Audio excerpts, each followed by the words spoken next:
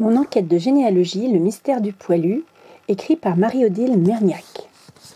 Léa, le 11 novembre. Les enfants, dans 3 semaines, c'est le 11 novembre. En entendant la maîtresse, j'ai tout de suite su ce qui nous attendait, comme tous les ans. Des cours sur la guerre 1914-1918, puis une gerbe de fleurs apportée avec la classe sur le monument aux morts de la commune, la veille de la date anniversaire du retour à la paix, le 11 novembre 1918. Il faut dire que notre école se trouve juste en face. Depuis les fenêtres, toute notre classe de CM2 aperçoit l'obélisque avec son coq. Ceux qui ont une bonne vue peuvent même lire les noms des soldats inscrits. D'ailleurs, quand la maîtresse a rappelé la date de la commémoration, presque toutes les têtes se sont tournées pour regarder au dehors. Toutes, sauf celle de Gabriel, qui dessinait un footballeur dans la marge de son cahier. « Cette année, on entre dans l'histoire », a ajouté la maîtresse.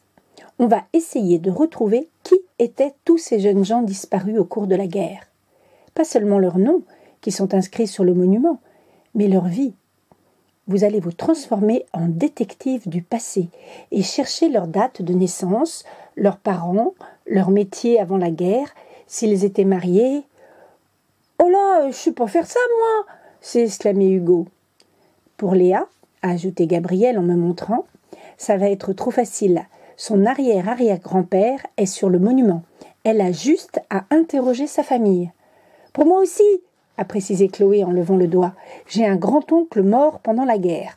Il est inscrit sur le monument. »« Mais les autres, on ne les connaît pas !» a grommelé Louis. La maîtresse nous a rassurés. « C'est facile, ne vous inquiétez pas. Je vais vous aider. Vous deviendrez de vrais enquêteurs de la guerre 14-18. Et pour le 11 novembre, on fera un journal de classe qui rassemblera toutes vos trouvailles. Pour commencer, nous allons déjà relever les noms inscrits sur le monument aux morts. Prenez vos manteaux. » Nous sommes sortis avec elle dans le froid, tous les élèves de la classe en rang dans la cour, puis dans la rue jusqu'au monument aux morts. La maîtresse nous a fait mettre par 2 parce que nous sommes 24 et qu'il y a 12 soldats tués inscrits sur la pierre. Elle a expliqué. Chaque paire d'élèves va en choisir un dont il cherchera l'histoire. Gabriel m'a demandé s'il pouvait se mettre avec moi. Facile, il se doutait que j'allais choisir mon arrière-arrière-grand-père, Ernest Mercier, que ma famille avait certainement beaucoup de photos et d'informations, et qu'il n'aurait pas grand-chose à faire. Mais j'ai accepté, parce qu'il m'a dit qu'il pourrait faire des illustrations pour nos recherches, et qu'il est quand même bien sympa. Chloé aussi a pris le militaire qui était de sa famille, et Clara s'est mise avec elle. Hugo et Arthur, les 2 plaisantins de la classe, ont choisi Aristide Anatole Poudevigne, parce qu'ils trouvaient ses prénoms et son nom trop drôle. Pfff, a soupiré Manon, la sérieuse de la classe, qui n'aime pas qu'on s'agite et qu'on dise n'importe quoi. Dans 150 ans, ce sont Hugo et Arthur qui seront des prénoms comiques parce qu'ils ne seront plus à la mode.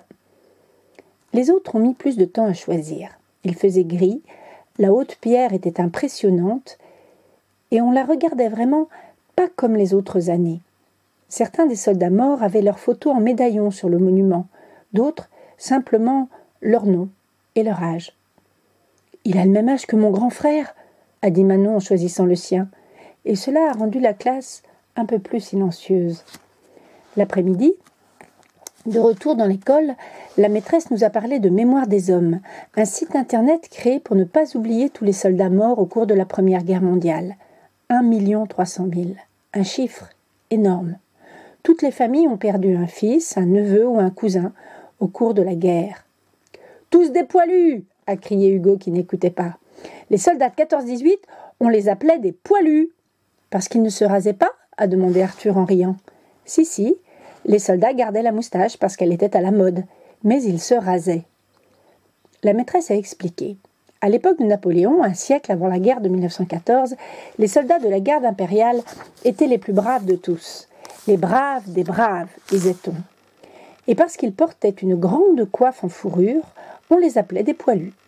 Ainsi, en langage militaire, on a pris l'habitude de surnommer poilus tous les soldats courageux.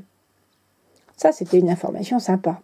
Elle a même précisé qu'on appelait ce bonnet militaire à poil ourson ou ours. Pas parce que c'était de la fourrure d'ours, en fait, c'était souvent du lapin, mais parce que l'ours est un animal très puissant. Bonnet de lapin, c'est sûr, ça n'aurait pas fait très glorieux, a dit Hugo. Un lapin, ça détale devant le danger. Cela aurait été mal vu, a ajouté Arthur. Comme la cloche de fin de journée allait bientôt sonner, la maîtresse a rappelé les consignes. Notez bien le nom du site internet, Mémoire des hommes. Ce sera votre travail de ce soir. Vous chercherez la fiche de votre soldat sur le site et vous l'imprimerez. Faites-vous aider de vos parents. On rassemblera les fiches demain. J'ai rangé mon cartable. J'avais hâte d'être à la maison, d'interroger mes parents et de trouver avec eux Ernest Mercier sur le site Mémoire des hommes. Un arrière-grand-père sur Internet, c'est top. J'avais presque l'impression d'avoir un parent célèbre.